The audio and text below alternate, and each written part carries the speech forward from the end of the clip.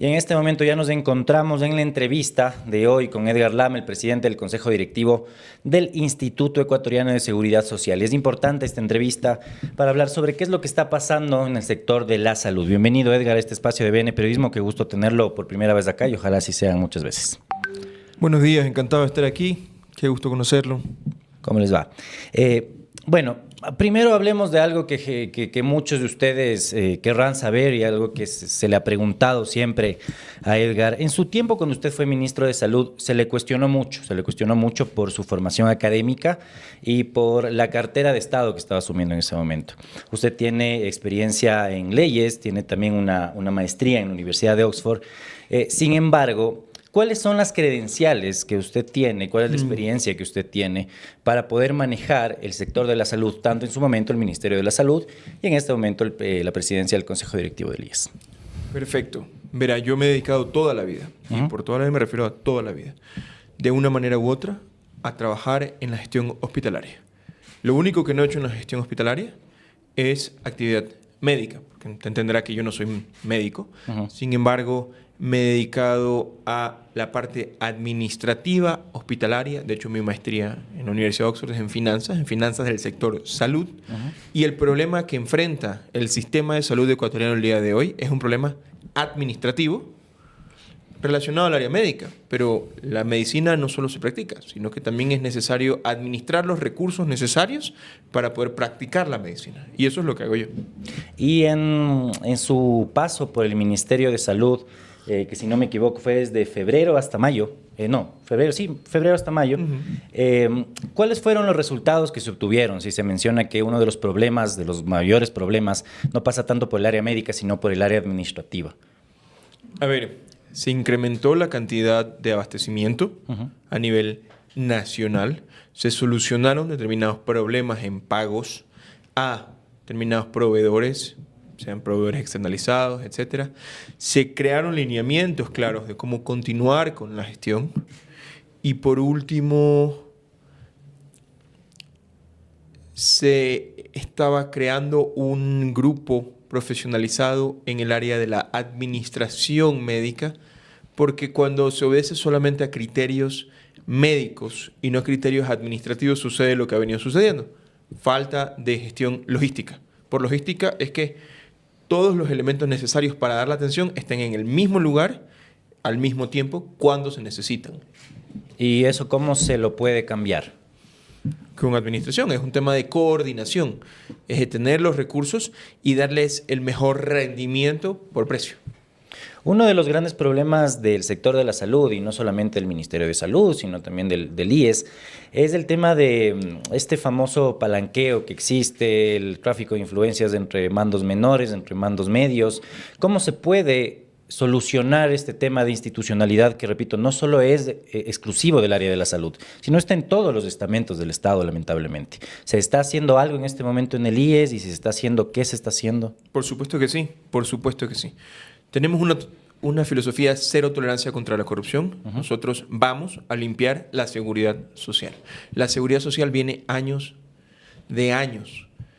enferma, sucia con corrupción, con burocracia, o sea, la gente que realmente no está haciendo el trabajo, y con incompetencia, personas que no pueden hacer su trabajo. Nosotros deseamos limpiar la seguridad social de estos tres males. La primera herramienta para lograrlo es un fortalecimiento de los procesos para hacerlos transparentes. Por alguna razón, por corrupción, no voy a decir alguna razón. Por corrupción durante años, los procesos se han mantenido bastante oscuros, bastante opacos. No se puede ver qué pasa dentro de la seguridad social. Vamos a cambiar completamente eso con plataformas y sistemas dirigidos hacia la transparencia, y vamos también a basarnos muchísimo en herramientas tecnológicas. ¿Por qué? Porque la tecnología, primero, es más rápida y se equivoca menos que el operador humano. Y segundo, la tecnología deja trazabilidad perfecta. Entonces, podemos saber qué es lo que ha venido sucediendo. En el tema de la trazabilidad y la tecnología, digamos que no habría tanta injerencia humana y eso reduciría el tema de la corrupción. Sí habría mucha injerencia humana. Sin embargo, quedaría un registro claro al respecto de qué es lo que han venido haciendo estos empleados y de qué manera, Y ya tema de interpretar los motivos es cuestión de analizar los datos.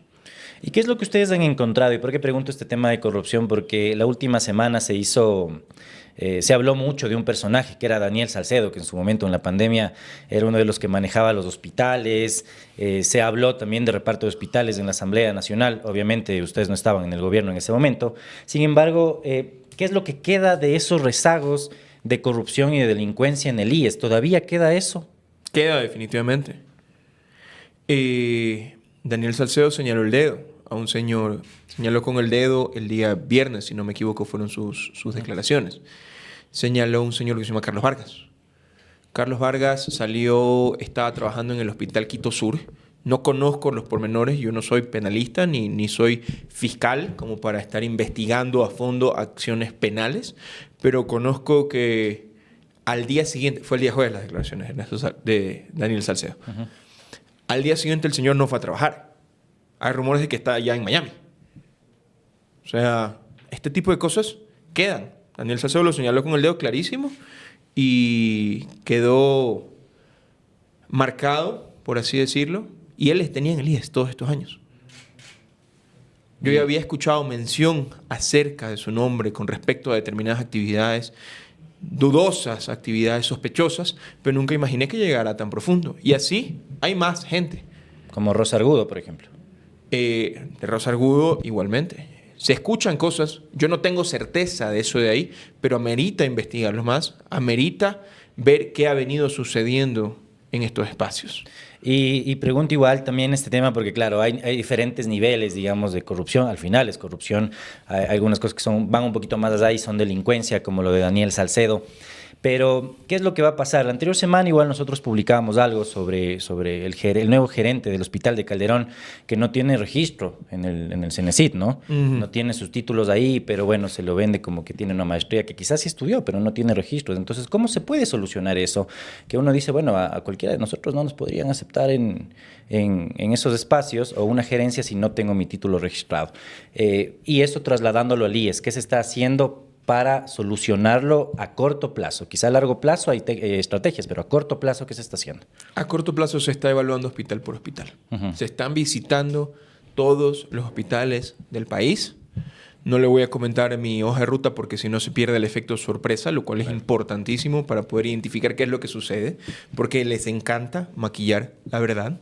Pero hay que visitar los hospitales, hay que ir a conocer la realidad de la gente, porque entendiendo cuál es el problema de cada uno de los afiliados, de los ciudadanos que tienen problemas en el sistema de salud, uno entiende el problema micro del lobo. El problema pequeño al problema grande, porque si me vienen y 10 pacientes distintos el mismo día me dicen no hay insulina, significa que el hospital no tiene insulina definitivamente, que a uno le falte, tal vez es una falta de atención, tal vez le están tratando de cobrar por otro lado, tal vez está pasando algo y hay que encontrar al funcionario que se equivocó, o que está cometiendo actos indebidos. Pero cuando uno visita cada uno de los hospitales y verificas las condiciones y te aparecen muchas personas con el mismo problema, significa que el hospital es el problema. Por lo tanto, hay que cambiar las autoridades. El otro día en Riobamba corté la cabeza el mismo día. Y sin decir nombres, ya han encontrado, más allá del hospital de Riobamba que menciona, ya han encontrado otros hospitales que... Hay que ir a visitar el resto de los hospitales. En Riobamba sucedió esto.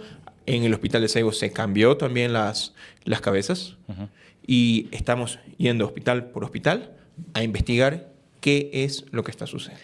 ¿Y cómo avanza la centralización de las compras en los hospitales? Usted anunció que se va a centralizar todo para que haya menos corrupción. El objetivo no es centralizar. Yo prefiero llamarlo compra masiva. ¿Por qué? Porque el objetivo no es tener una bodega central. El objetivo, de hecho, es tener menos bodegas. Porque en la bodega está la corrupción. En la bodega es donde se pierden los medicamentos. No sé si usted conocía, pero el bodeguero es el que firma la recepción de medicamentos que no han ingresado a la institución. Entonces, aquí es donde se presta mucho para manejos corruptos. ¿Qué es lo que estamos intentando hacer? Reducir la cantidad de medicamentos embodegados. Queremos trasladar el transporte y el almacenamiento a el proveedor, de ser posible, y salir de los proveedores patito, que yo llamo. El proveedor patito que no solamente vende medicamentos, sino que también vende empanadas y es vulcanizadora. y hace mantenimiento de motos. Un Claro, tipo que es peluquería y luego es prestador de medicamentos. Exactamente. Ese tipo tiene que desaparecer. Necesitamos profesionalizar la calidad de nuestros proveedores de medicamentos. Algo de más o menos 350 prestadores de servicios privados, creo que sí van a ir por ahí. Esos son los prestadores de la red privada complementaria. Y eso es completamente cierto también. Y ahí también tenemos prestadores, Patito, porque son clínicas, pero no tienen todos los insumos necesarios para dar una atención de primer nivel. Entonces, ¿qué es lo que están haciendo? Están dando una atención muy riesgosa donde la gente puede morirse. Y no podemos someter a los afiliados a ese riesgo y luego lo cobran como que fuera una atención buena. Y en el tema de las reformas que se vienen, uno de los mayores miedos de los afiliados siempre es que haya un aumento de edad de jubilación, que haya un aumento también en la pensión, o sea, en lo que tienen que pagar los afiliados. Usted ya ha mencionado que no se va a aumentar. Sin embargo, ¿este es algo totalmente descartado o por el momento, en este año no se va a aumentar, pero se puede aumentar después? A ver, no se va a aumentar la edad de jubilación, no se va a aumentar el monto del aporte. Los recursos de los que disponemos deben hacerse rendir. Debemos hacer que ese dinero produzca lo suficiente como para sostener las jubilaciones en años próximos. Esa es la calidad de la administración. ¿De que es necesario hacer cambios? Tal vez va a ser necesario hacer cambios, pero de esos dos, no. Es una decisión. ¿Y cómo se obtiene entonces solvencia en el IES? ¿Cómo se puede solucionar el tema económico si no se aumentan los aportes de los afiliados? A ver, la seguridad social tiene una infinidad de recursos. Un ejemplo claro es la cantidad de inmuebles que existen dentro de la seguridad social. Tenemos más de 1.300 inmuebles que en lugar de producir todos los años, cuestan plata. Ya se está haciendo los procesos para contratar servicio de avalúos, servicio de jurídicos para poder sanear todos estos inmuebles y liquidarlos. ¿Por qué? Porque la seguridad social es un seguro y los seguros necesitan activos líquidos para poder responder a siniestros, para poder pagar pensiones, para poder invertirlos y hacerlos producir. Pero en cambio, se han recibido durante muchos años inmuebles improductivos completamente y no se ha hecho el esfuerzo de sanearlos. Entonces necesitamos sanear esos bienes, liquidarlos y convertirlos en activos productivos para pagar las pensiones jubilares del futuro. Y permítame que le insista en la pregunta de lo de la edad de jubilación, más que nada porque, bueno, en su momento Daniel Noboa tenía como una idea y también el señor Eduardo Peña habló sobre el aumento de la edad de jubilación y se hablaba de un proyecto en general de gobierno para el aumento de la edad de jubilación. Entonces, esta idea de no subir la edad o el aporte, ¿es una idea muy personal de usted o es una idea de gobierno como tal? Es una idea conversada con el presidente de la República. ¿Y por qué hubo este cambio de visión? ¿Qué es lo que cambió? A ver, el presidente de la República nunca tuvo una idea en ese sentido. Lo decía en el plan de gobierno. Se lo conversó en la posibilidad de cambiarlo, pero se lo conversó en algún momento. Nunca hubo una certeza respecto a esta toma de decisión. Yo digo porque estaba en el plan de gobierno y Eduardo Peña como que medio insistió en eso, ¿no? Él dio unas cuantas declaraciones al respecto, pero no fueron unas declaraciones terminantes de que se lo iba a hacer o que hubiera recibido alguna directriz respecto a hacerlo, sino simplemente algún tema de que podía ser una solución y lo podría hacer, pero no corresponde en este momento. Y ya en el tema de las sanciones, ¿cómo pretenden desde el IES, desde la administración, coordinar con las diferentes entidades como Contraloría, Fiscalía y las entidades de justicia para que, en el caso de que haya, digamos, una depuración de las personas que están cometiendo corrupción en los hospitales, esto no quede impune? Porque, claro, muchas veces dicen, bueno, ya les fueron despedidos, pero para ellos es medio un premio ser despedidos y no ser procesados por Fiscalía o no ser juzgados por la Corte. Todos los responsables de actividades delictivas, de malversación de fondos, de actos de corrupción, serán perseguidos. Quiero que sepan y que la ciudadanía sepa que aquí en el sistema de salud se acabó el negocio. Busquen algo más que hacer porque el sistema de salud no está para enriquecer a unos miserables. Aquí se acabó el negocio. Y todos aquellos que persistan en sus intentos de beneficiarse del dinero de los más vulnerables serán perseguidos, serán castigados y acabarán donde se lo merecen, en una prisión de donde no van a salir en muchos años. Y a propósito de eso también, ¿cuáles, usted también mencionó que no se han aprobado, por ejemplo, los balances contables y financieros hace muchos años en el Instituto Ecuatoriano de Seguridad Social? ¿Cuáles han sido los avances para que estos balances puedan ser más transparentes? Estamos en este mismo instante trabajándolo. La semana pasada se está coordinando la contratación de una firma auditora para que haga una labor más exhaustiva para poder tener unos balances finalmente aprobados por la Contraloría General del Estado y que sean válidos para poder cumplir con nuestra meta de limpiar la seguridad social. Queremos hacer la seguridad social transparente, con un solo fin: que la ciudadanía diga y piense y sienta: la seguridad social vale la pena. Vale la pena arrimar el hombro para mejorarla, vale la pena afiliarme así no tenga la obligación de afiliarme. Necesitamos limpiarle la cara a la seguridad social para que se vuelva popular entre los ecuatorianos, porque realmente es muy valioso el rol que juega la seguridad social en todo el país y además es un gran servicio el que da. Es un gran servicio en el que da desde el área de jubilaciones, lo que está escrito en la ley es una gran oferta para los ciudadanos. Hay que hacerlo realidad nada más. ¿Cómo va el sistema que se va a implementar de agendamiento de citas? El sistema de agendamiento de citas está activo en este momento. Se lo está buscando mejorar. Estamos implementando en proceso de contratación con una empresa aliada de Google, se llama HealthBread. Vamos a tener pronto un sistema integrado a nivel salud, pero el sistema en este momento se encuentra activo. Que no rinda en el sentido en el que lo desean muchos de los ciudadanos y afiliados, tal vez, pero todo es susceptible a mejorar. Y para poder mejorar la calidad de este sistema de agendamiento de citas, es también necesario mejorar la calidad de la atención en los hospitales, porque el agendamiento de citas solo agenda. O sea, no es que hace que el hospital tenga más capacidad operativa o hace que los médicos... Es necesario mejorar ese lado y en eso estamos. Se lo arregla un hospital a la vez mientras vamos haciendo los cambios completos, normativos. Y en el tema de las citas hay algo que yo personalmente he identificado, dos problemas que realmente no sé si sea un malestar general. El primero es no solamente el agendamiento como tal, sino la comunicación. De pronto he ido al HCAM y veo que les han cancelado la cita a una señora porque dicen, no, pues es que el doctor no vino hoy y la señora se vino desde Ambato y no le pueden atender y luego son 3 meses más para poder tener esa cita.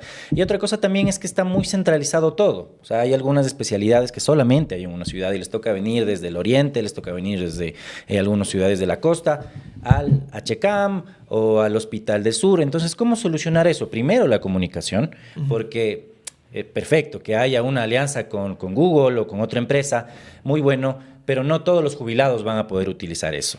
Y lo otro, ¿cómo hacer que no sea tan centralizado el tema de las especialidades? Estamos trabajando duro en convenios con posgradistas para poder... Primero, los posgradistas tenían un problema de que había falta de pagos. O bueno, tenían dificultades para sostenerse porque el posgrado es una etapa educativa, entonces no tienen mayores ingresos durante este tiempo y son 4 años, es un periodo de tiempo muy largo. Con el pago de un estipendio, nos podemos asegurar de tener suficientes especialistas para distribuirlos a nivel nacional. ¿Se podría contemplar contratar más médicos? Por supuesto que sí. Ok. O tener una especie de médicos rurales, como los devengantes de beca, pero más. ¿Por qué? Porque estamos cambiando el esquema para poder satisfacer la necesidad de todas las distintas áreas del país. Pero si se pone ese tipo de médicos, que son, digamos, devengantes de beca, ¿se puede generar confianza de que realmente tienen toda la capacidad de atender a los pacientes? ¿En qué sentido? Usted menciona que serían algo así como tipo médicos rurales. Sí. Pero todavía no son médicos, digamos, en el estricto sentido de la palabra. A ver, permítame que lo corrija. Un médico rural es un médico. Ya hizo hasta el internado. O sea, el médico rural no es... Y segundo, no estoy hablando de médicos rurales que recién hayan egresado de la carrera de medicina. Estoy hablando de médicos de posgradistas rurales que hayan recién egresado de sus especialidades. Ah, ok. Bueno, está buena la aclaración. Sí, sí. Entonces, digamos, y ya en el tema de la comunicación, de lo que le menciono, ¿cuál sería o cuál podría ser la solución? si obviamente está dirigido a un grupo, el tema de la tecnología, pero hay otro grupo que puede quedar medio descubierto y desamparado de ese tema. Por supuesto que sí. De hecho, siempre estamos atentos a atender a las personas de los sectores más vulnerables, personas de la tercera edad. Es uno de los objetivos, crear un IES con más humanidad. Por eso hablo de reducir la burocracia, del burócrata indolente que no le interesa. Hay que esas personas que no les interesa atender a su prójimo no pueden trabajar en la seguridad social. La seguridad social es un servicio social que busca cuidar. De hecho, la seguridad social es quien cuida a los que no se pueden cuidar solos y en eso hay que transformarlo, hay que hacerlo realidad. Entonces, todos los mecanismos que se encuentran disponibles al día de hoy, sea telefónico, sea presencial, van a seguir disponibles en el futuro porque no podemos desamparar a los ancianos que tal vez no tengan el recurso. De hecho, también van a haber espacios donde se les enseñe a utilizar el recurso digital para facilitarles la vida a ellos mismos. Pero el punto es que en este IES no se queda nadie atrás. Y ya una última pregunta, Edgar, es algo que siempre tenemos como la duda con los ministros, con las diferentes autoridades del Estado. Es, primero, ¿usted está afiliado? Y segundo, ¿usted se hace atender en el IES o en el Ministerio de Salud Pública? Yo me hice atender en el IES. Me rompí el dedo el día lunes de la semana pasada. La verdad es que la atención fue buena. En el Ministerio de Salud Pública no tuve la oportunidad de atenderme. Realmente no tengo mayores problemas de salud. Pero es que, bueno, usted siendo autoridad también le van a atender más rápido, ¿no? Bueno, espero que no. Realmente estuve esperando. Es verdad. Me están mencionando ahorita que me hice vacunar justamente también en una de las campañas de vacunación que lanzamos. Pero he ido a hacer vacunar a mi hija. Toda la vida he hecho vacunar a mi hija en el dispensario del Ministerio de Salud Pública, que queda cerca de mi casa. Cuestión de separar un par de horas e ir y esperar las horas, porque, bueno, todo el mundo lo espera. Y lo hago desde antes de participar de la vida pública, desde antes de ser ministro de Salud. ¿Y hay que fortalecerle la salud pública, según lo que usted piensa? Definitivamente hay que fortalecer la salud pública, pero también hay que reconocer y aplaudir el trabajo que ya se hace, porque medicina se compra. Tal vez no existen los rendimientos que deberían haber por el presupuesto que hay, y eso lo vamos a corregir y vamos a eliminar a los corruptos del sistema. Pero se da atención todos los días. Usted va a esos hospitales y están llenos, y no llenos de gente que nos atiende. Las camas están llenas, los quirófanos están llenos, las camas de unidad de cuidados intensivos están llenas. Toda esa gente es gente que está recibiendo atención. Podemos asegurar que sea mejor, pero no podemos negar que hay miles, decenas de miles de enfermeras, de doctores, de personal administrativo que están trabajando muy duro. Y a esa gente realmente también hay que aplaudirla. Hay que castigar al que no trabaja, hay que castigar al que se roba la plata. Pero el que trabaja hay que aplaudirlo y hay que reconocérselo y nunca voy a dejar de hacerlo. Y esta sí es la última. Ya, ahora sí, ¿en cuánto tiempo veremos esos cambios? Y si quisiera que se comprometa y diga, no sé si una fecha específica, pero un tiempo, porque nos han venido ofreciendo mejoras en el IES, mejoras en la salud pública desde hace décadas y no ha pasado. El sistema del IES está estancado hace muchísimo tiempo y no se han visto mejoras. ¿En cuánto tiempo podríamos ver una mejora? A ver, aproximadamente en unos 2 meses y medio vamos a tener los primeros resultados. Lo que se dañó en 15 años, porque lo dañaron, no lo vamos a arreglar en un mes. No es tan sencillo como eso, pero trabajando duro y de manera coordinada, de manera íntegra y transparente, podemos tener los primeros resultados en 3 meses, bastantes resultados más antes de que acabe el año. Y bueno, de ahí, en años posteriores, el cambio va a ser completo. Al IES le vamos a dar una vuelta de 180 grados. No se va a parecer en nada a lo que era antes. En 3 meses espero volver a tenerlo acá, Edgar, para conversar sobre esto y ojalá podamos hablar de cambios positivos en el Instituto Ecuatoriano de Seguridad Social. Muchas gracias, Edgar, y bien, ya nos veremos en una siguiente ocasión. Muchísimas gracias. Ya regresamos, no se vayan, hasta luego.